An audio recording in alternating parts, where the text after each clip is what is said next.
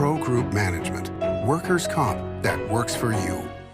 You're watching 7 at 7, powered by the Las Vegas Review-Journal, the largest news team in Nevada.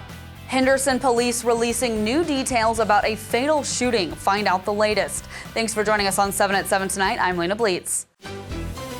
Starting with your top stories, Henderson police sharing new details about a fatal police shooting last month that left a 71-year-old man dead. Bruce Ayer died at an area hospital on June 26th after being shot by a SWAT officer in his Henderson home.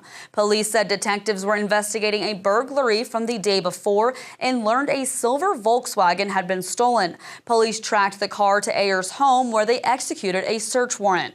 Mr. Ayer pointed what Officer Stevens identified as a handgun at SWAT team members. Officer Stevens identified himself by stating police department search warrant and created distance by moving back to a position of cover.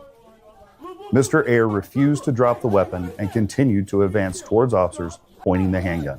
Officer Stevens discharged his firearm, striking Mr. Ayer 2 times in the torso. Police said Ayer's gun was discovered to be a replica after the shooting, which remains under investigation. With only 19 days until students return to class, CCSD gathered department leaders to discuss how the district is preparing for the new school year. Many items are keeping the district busy, including classroom vacancies and updating grading policies. But after the tragic death of Arborview High School's Mackenzie Scott in May, one thing on everybody's mind is traffic safety. So we're just asking everybody to do what they're supposed to do, pay attention, be patient.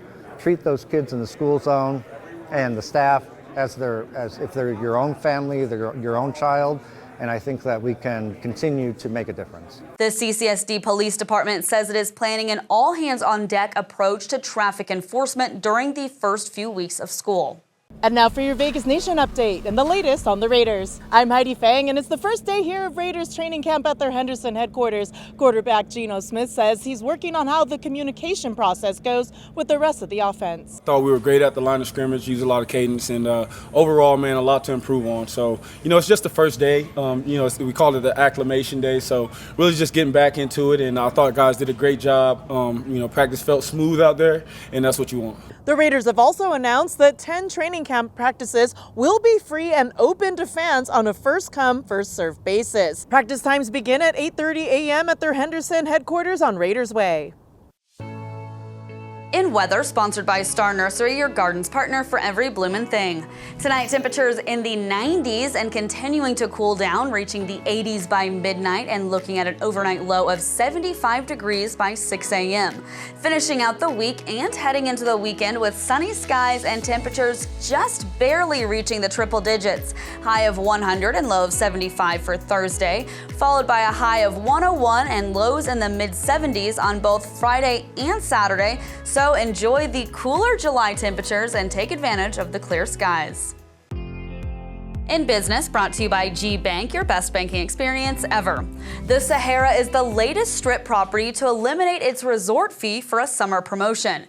This week, company officials announced the hotel casino's all-in rate experience. It includes hotel rates starting at $69 a night, a $25 per day credit at the restaurant Bala Italian Soul, and discounts for the show Magic Mike Live. This has been kind of a phenomenon that's occurred along the strip as some of the businesses softened a little bit during the hot summer months.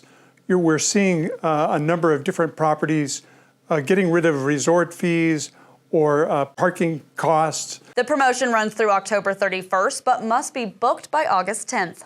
Sports brought to you by Station Casinos STN Sports. Download the app today. I'm Dominic Caval with your sports update. While UNLV football opening their training camp on Wednesday with a huge burst of energy.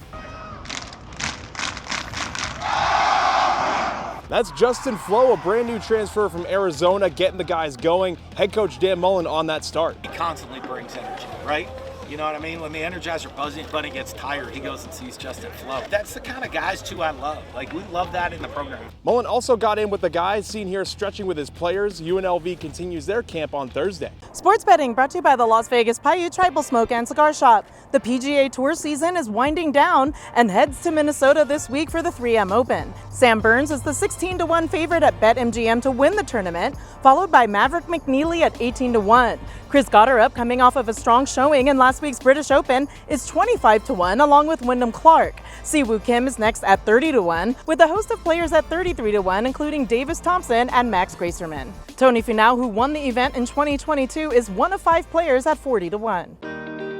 In Health, brought to you by Centerwell Senior Primary Care. Discover primary care focused on you.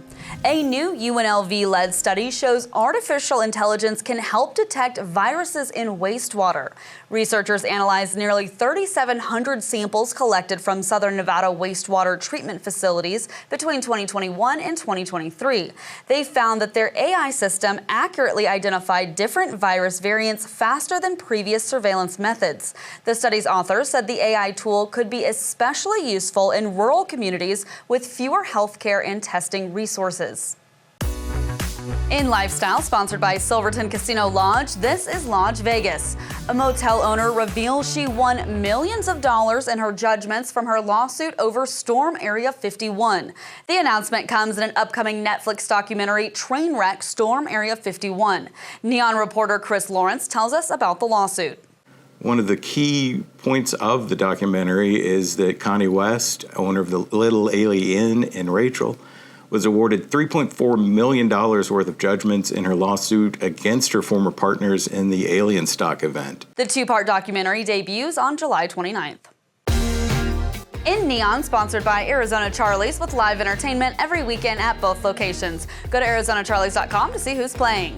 The Friends Experience, the one in Vegas, is officially open at MGM Grand. The ribbon-cutting ceremony marks the launch of the immersive exhibit developed by Warner Bros. Discovery and Original X Productions, which offers interactive photo ops, authentic set designs, and behind-the-scenes insights from the show's 10-season run. I think it'll be a big attraction for locals to come down here, both young and old, to kind of come in and actually be part of the show. So again, we're just super excited to get the doors open, and I think we're going to have a line at the door, so just excited to get things going.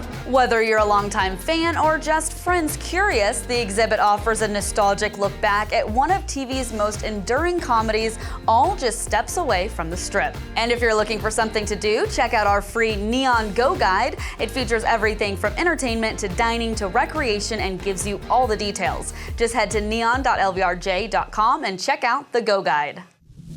Thanks for watching 7 at 7 tonight. Watch 7 at 7 twice a day, Monday through Friday, and search Review Journal to follow us on your favorite streaming platform. See you tomorrow morning for more 7 at 7. Review Journal Studio, sponsored by Knock the Injury Law.